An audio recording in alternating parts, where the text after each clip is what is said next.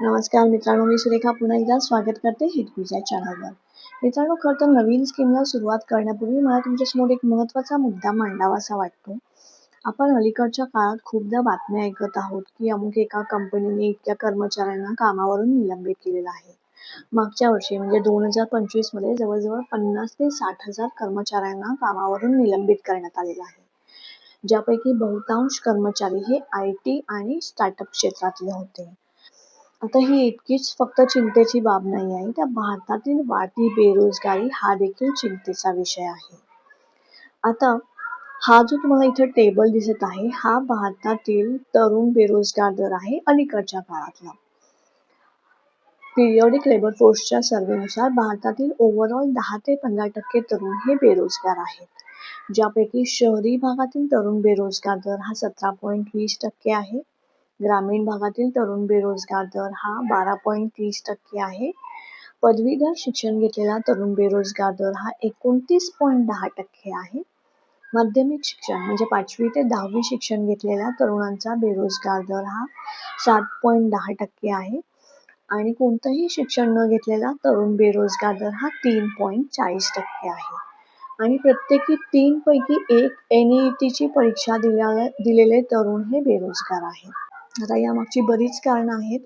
यातलं सर्वात पहिलं आणि महत्त्वाचं कारण म्हणजे कौशल्य तफावत. आजही भारतातील 55% तरुणांमध्ये सध्याच्या ट्रेंड्सनुसार किंवा इंडस्ट्रीसाठी लागणाऱ्या कौशल्यांची तफावत बघायला मिळते.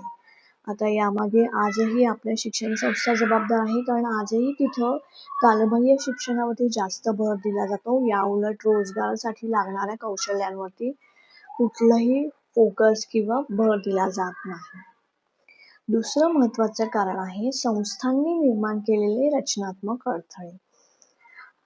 आजकाल संस्था काय करतात की नवीन पदवीधर तरुणांना कामावर घेऊन त्यांना प्रशिक्षण देऊन त्यांना विकसित करण्याऐवजी पूर्वानुभव म्हणजे अनुभव असलेल्या तरुणांना कामावर घेणं जास्त प्रेफर करत आहेत. ऑफकोर्स त्यांचं कारण आहे त्यामागे, कारण त्यांच्या मते जेव्हा आपण नवीन पदवीधर तरुणांना कामावर घेतो, त्यांना प्रशिक्षण देतो, त्यांच्या विकासासाठी त्यांच्यावरती वेळ घालवतो आणि जेव्हा कुठेही तरुण मंडळी थोडंसं चांगलं काम करायला लागली की ही मंडळी नवीन नोकरीच्या शोधात काम सोडून निघून जातात. सो संस्थांच्या मते त्यांनी जी ह्या नवीन पदवीधर तरुणांवरती एनर्जी किंवा वेळ वाया घालवलेला असतो, तो वेळ वाया जातो. आणि यावर तोडगा म्हणून काय, तर नवीन पदवीधर तरुणांना कामावर घेण्याऐवजी पूर्वानुभव किंवा अनुभव असलेल्या तरुणांना कामावर घेणं ते जास्त प्रेफर करतात. सो हे देखील एक कारण आहे जेणेकरून आपला तरुण बेरोजगार दर वाढत आहे. तिसरं महत्त्वाचं कारण आहे, आपल्याला जरी नोकऱ्यांच्या संख्यांमध्ये वाढ होताना दिसत असली तरी ती कमी पगाराच्या किंवा अनौपचारिक नोकऱ्यांमध्ये जास्त होत आहे. चांगला पगार असलेल्या किंवा आर्थिक स्थैर्य देणाऱ्या नोकऱ्यांची वाढ ही खुंटावली आहे किंवा मंदावत चाललेली आहे. या व्यतिरिक्त कमी कौशल्याच्या आणि अनौपचारिक क्षेत्रातील नोकऱ्यांची संख्याही वाढत आहे. आता अनौपचारिक क्षेत्रातली नोकऱ्या कोणत्या, तर जसं की टॅक्सी ड्रायव्हर आलं किंवा डिलिव्हरी पार्टनर्स आलं. कारण आपण बघत आहोत की आपल्या आजूबाजूला अशा कंपन्यांची संख्या देखील वाढत आहे. आपल्याकडे ओला आहे, उबेर आहे, झेप्टो आहे, झोमॅटो आहे, स्विगी आहे, इन्स्टामार्ट आहे. असे कितीतरी अजून कंपन्या येतील आहे. त्यामुळे ह्या अनौपचारिक क्षेत्रातील नोकऱ्यांची संख्या वाढत आहे. सो हे देखील एक बेरोजगारीचं कारण ठरत आहे. चौथं महत्त्वाचं कारण आहे AI आधारित तांत्रिक विस्थापन किंवा ऑटोमेशन.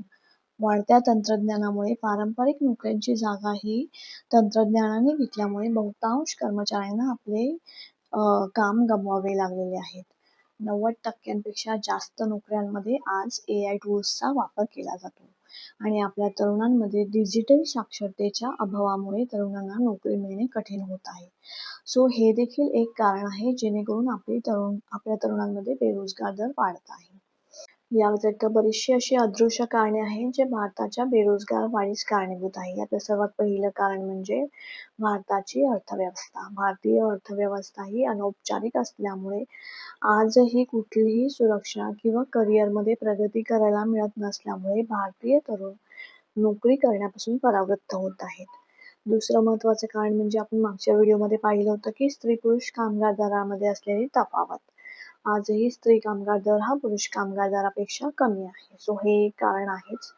त्या व्यतिरिक्त बहुतांश तरुण हे आर्थिक स्थैर्यासाठी गव्हर्नमेंट नोकरीच्या शोधात असतात, ज्या मुळातच कमी प्रमाणात उपलब्ध असतात ॲज कम्पेअर्ड टू प्रायव्हेट कंपन्यांच्या नोकऱ्यांपेक्षा. सो ही काही कारणं होती जी भारतातील तरुण बेरोजगार दराच्या वाढीस कारणीभूत आहेत. आता यासाठी आपलं सरकार काय करत आहे किंवा तरुणांनी काय करायला हवं, कोणती खबरदारी घ्यायला हवी, कोणतं कौशल्य विकसित करायला हवं, या सर्व विषयांवरती आपण पुढच्या व्हिडिओमध्ये चर्चा करणार आहोत. सो तुम्हाला जर व्हिडिओ आवडला असेल तर लाईक करायला विसरू नका. पुन्हा भेटूया पुढच्या व्हिडिओमध्ये. तोपर्यंत नमस्कार.